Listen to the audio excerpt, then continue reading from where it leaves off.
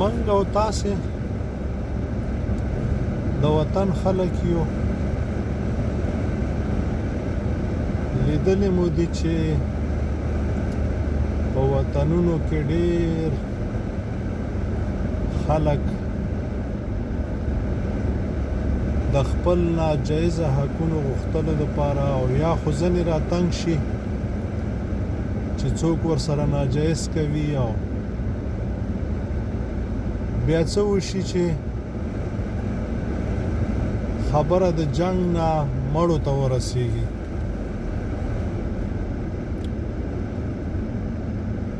نو بیا دای خو په دې مړی باندې خپل زړه یخ کا، خو دا کوم نوم چې د ننګ او د غیرت او د پښتو ورکوي هغه ټول د خپو لاندې خاورې او بې غیرتیانې خپلې کا. تاسې به ماته په وطنونو کې خصوصا په پښتنو کې داسې یو باتور ونه ښیئ چې هغه خپل تره زوی وژلی،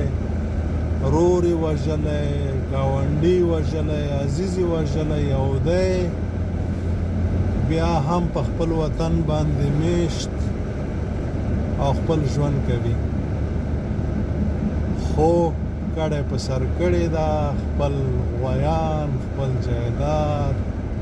خپل مور یعنی وطن پریخي ده، خپل حیا، خپل ناموس، خپل بچی در په در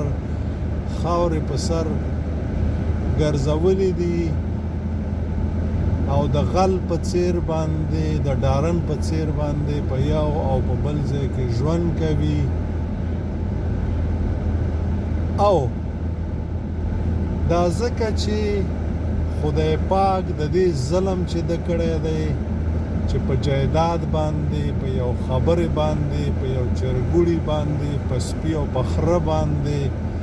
د خپل رور وژلی، تره زوی وژلی، ګاونډي او عزیز یې وژلی، دا په نړۍ کې دغه عذاب خدای ورکوي او د مرګ نه وروسته چې کوم دی والله اعلم یعنی خدای پاک په هغې باندې پوهېږي. او دا ځکه موږ کوو چې په موږ کې عقل نشته، پوهه نشته دی او د جاهل او د ناپوهه انسان همدا کار وي چې په خبرې نه پوهېږي،